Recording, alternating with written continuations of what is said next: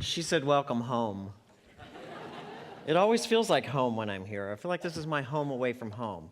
And I'm happy to be here today because it's snowing in Kansas City today.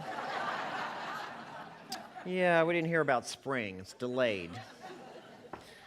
Hi. So Monday morning, this past Monday, about 6 o'clock in the morning, like every Monday, Wednesday, and Friday morning, I got out of bed and I went to the gym. I go to a place that's more like a country club, really, than it is a gym. It's not really a serious gym like Gold's or anything. And at 6 a.m., it's filled with lots of businessmen and soccer moms, all trying to get in their early morning workout before the work week begins. Now, here's the thing. When I go to the gym, it's not a social event. I don't want to chat with you. I'm not there to make friends. I'm there to work out and get it over with because the truth is, I really hate exercise. If it were left to my lower self to make choices in my life, I would probably have stayed in bed till 10 only to get up to eat fried foods. But like every Monday, Wednesday, and Friday morning at 6 a.m., my higher self says, "Dr. Chris," that's what my higher self calls me. "Dr. Chris, get out of bed and go to the gym." So that's what I did. And I did my usual 1.5-hour workout. I work out a lot. And my special reward to myself when it's all over is to lie down in the men's team room long enough just to recuperate from the workout.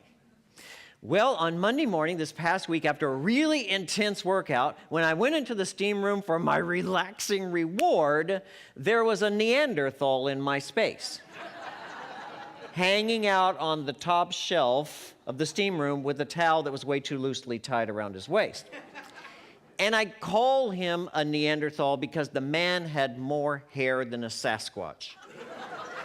I swear to God, y'all, I think I might have found Bigfoot. So there he was, all sweaty and hairy in my space. And as I walked in the door, he's all chirpy, and he says, "Good morning, mate."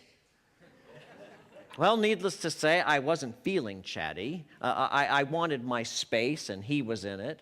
And so I asked him to move over just a little bit to let me sit on the top step next to him, because that's where the steam is the hottest. And he said, "Sure, mate, I can do that." Now, from his choice of words or his accent, I'm assuming the guy's from, I don't know, New Zealand or Australia or something, because I seriously doubt he was considering me for a potential mate, which is a really good thing.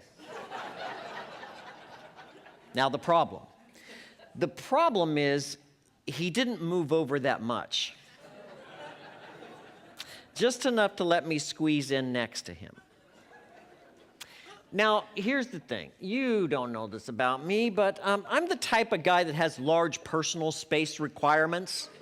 You know, I don't like people in my face, close enough to smell what you had for breakfast on your breath. I just need a lot of room. But since I'd already inconvenienced this guy once, I didn't feel like I had the right to say, "Could you move over a little bit more, please?" But I really wanted to.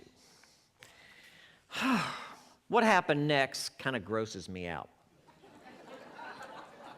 As I'm seated way too close to this guy, he hikes up his foot and he starts picking at his toenails, which are kind of gross, and you know, they have some thing on it. And so I moved over a little bit to get closer to the wall, and he hikes up his other foot and he starts playing. And he's got the fungus under the toenails, and it's kind of yucky.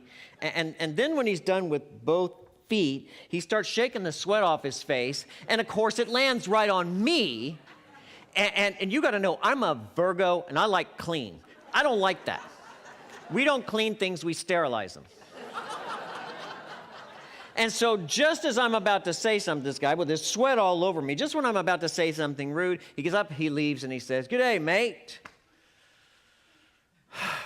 Now you're thinking to yourself, why? Why is he sharing this story? Where is the spiritual lesson? Wait for it. So for it all to make sense, I really have to tell you another story. So hang in there for a minute.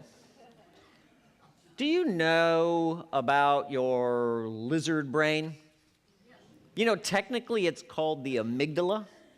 It's an almond-shaped nugget that sits on the temporal lobe of your brain, and its primary purpose is to drive your behavior. It's an ancient survival mechanism left over from millions of years of evolution, but nonetheless is still part of every human's makeup. And it can greatly influence your decisions and your choices in life, even though you may be completely unconscious that it's doing that.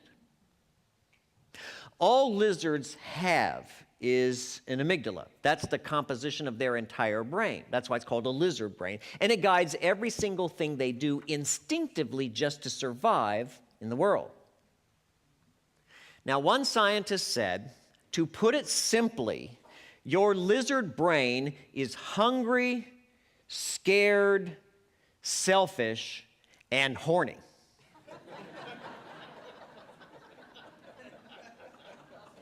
Now imagine combining all those together. This might explain that arrest warrant you had. This might explain the restraining order you had to place on your ex in the 1980s. Because if you're hungry, if you're scared, if you're selfish and you're horny, how do you think you're going to act?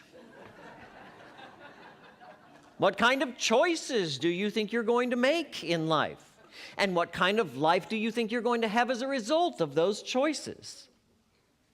Your lizard brain says, my needs are more important than yours. I'm going to get what I want and screw you. So when the lizard brain is driving your car on the 101, you cut people off in traffic. I've seen you. You flip them off. You curse at them. You're not saying namaste.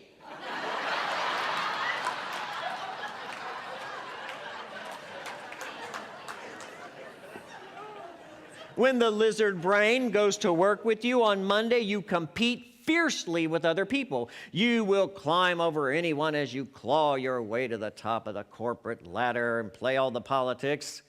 And when the lizard brain takes you out on a Saturday night, look out, honey, it ain't gonna be good for somebody.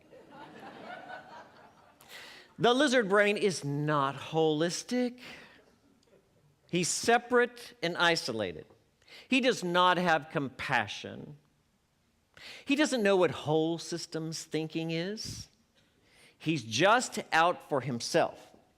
Now, if you like drama, if you really like drama, you should date one. Date a lizard brain. Oh my God, lots of drama. But you must never, ever, ever marry one. Too late.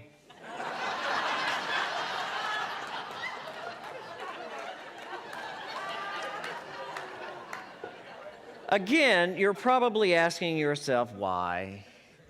Why is he sharing this story? And what does it have to do with the hairy man in the steam room?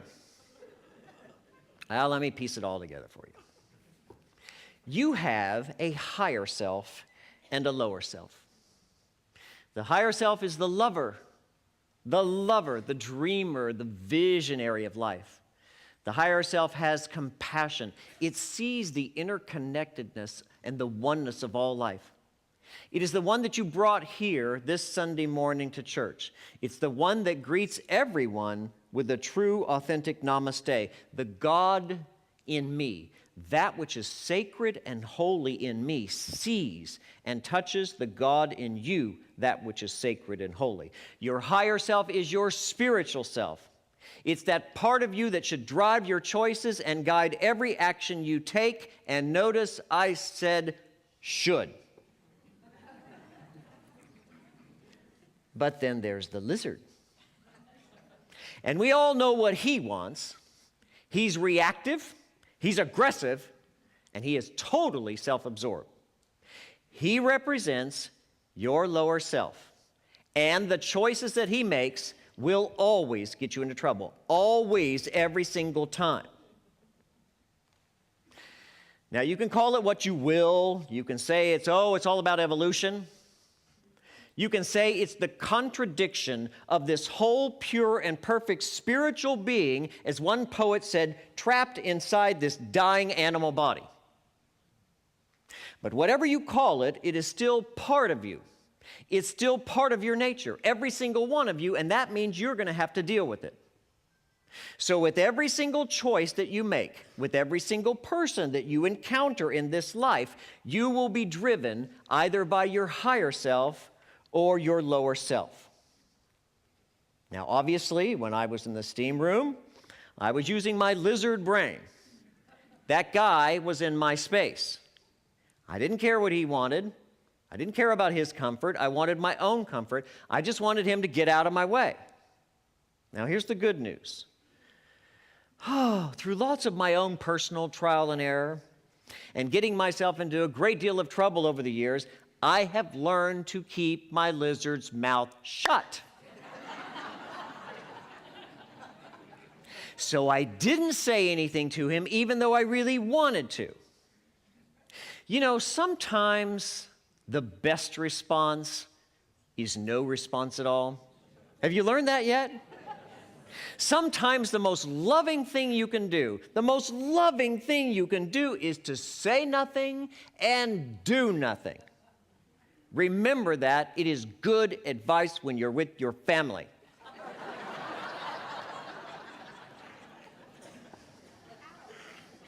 Look, I'm going to tell you the truth. The truth is, we're all made of the same stuff. Each one of us. Every day, you have to make a choice, just like I do, whether to act or to react. Whether to use the power of your higher self to lift others up or act like a lizard and put them down. And believe it or not, this is the most important choice that you make all day long. The most important choice of your day, because it determines exactly how much good is going to come right back into your life. So, my friends, you can give up your beseeching prayers to some distant deity you think is watching you from on high, waiting for you to behave, and you can stop posing for Jesus. Because every single thing that's good that comes into your life comes from a simple law that says that what you give to others will be given to you, and whatever you withhold from others will be withheld from you. Sorry it hurt.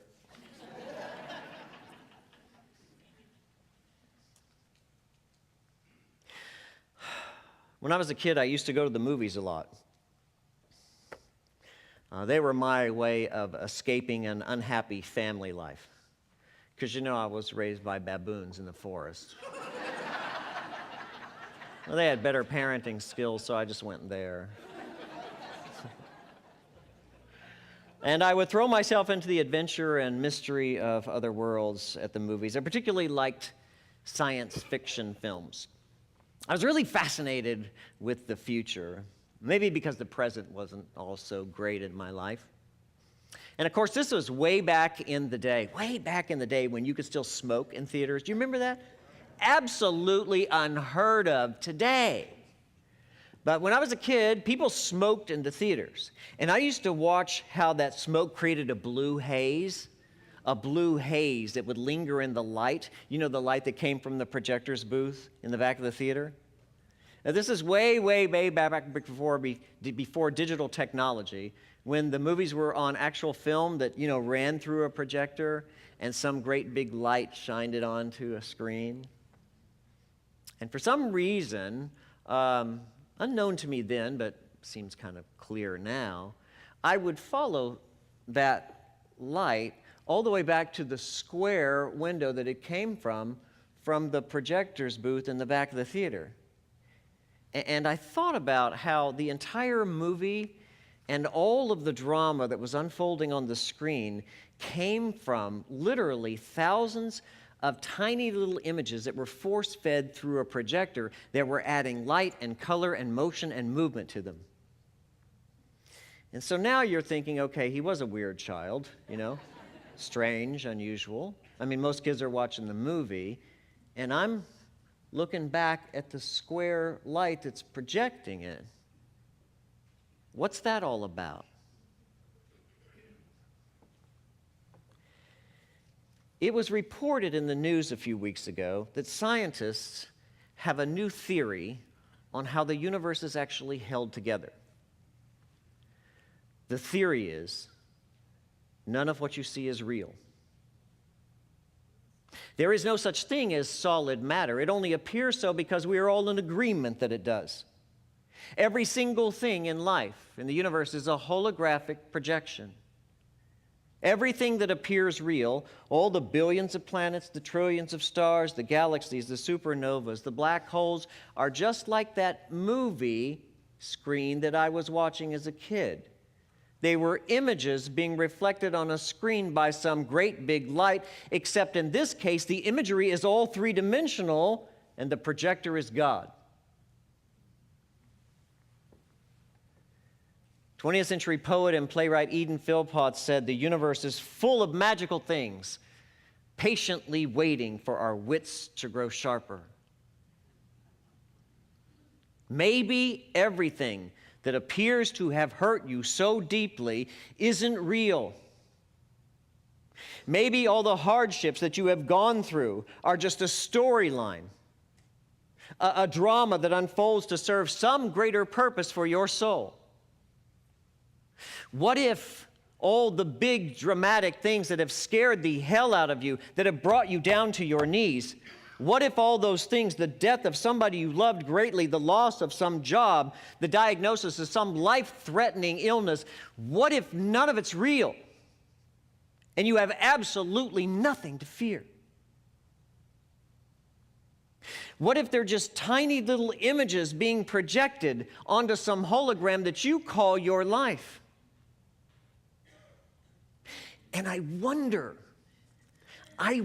what would happen if you would turn your attention away from the drama for just a minute. If you did what I did back in the movie theater, if you turn back toward the light, maybe the story would end and the big thing that scared the hell out of you would vanish into thin air. Maybe you have more power than you think. I propose that you do. I think you're way more powerful than you ever could possibly imagine. I think you can say something is so, and by God, it will be so. I think you can dream a dream and believe in it with all of your heart and make it so. That's what my new book is about. The Power of You. It's about how your spiritual journey and all the things that you've looked at and thought were real have brought you to be the man you are today. It's about how all the personal challenges, the things that you've struggled with in your life have turned you into a very wise woman, better equipped than ever to take your place as a leader of nations. Thank God. We need women to lead us now.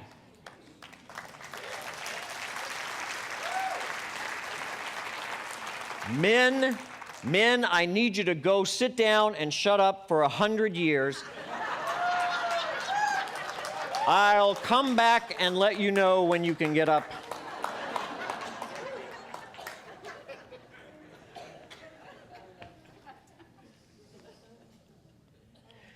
This is important.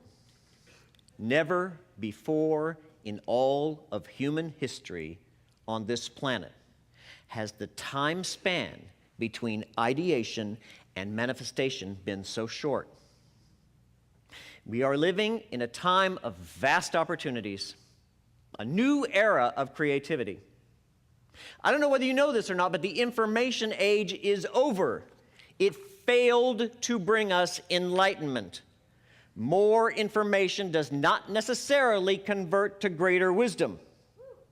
So only those who are conscious, only those who are creative will succeed and thrive now. Emerson said 150 years ago, each takes his own from the multiplicity that sweeps and circles round him. That multiplicity is the creative mind of God, and you live in it. You're no longer bound by the knee-jerk reactions of a lizard brain. Consciousness awakens and you rise. This is your time. Stop wasting it on low-life activity. You are conscious now, awake and ready to assume your post. There's work to be done in this world. Systems are broken and crumbling. Don't you understand? You're here to change the world, not just get a better parking space or a cuter boyfriend. An evolutionary code has been activated within you, and you are finally coming into your power. So wake up and stay awake. We're here to change the world, and I need your help. And so ends the lesson. Thank you.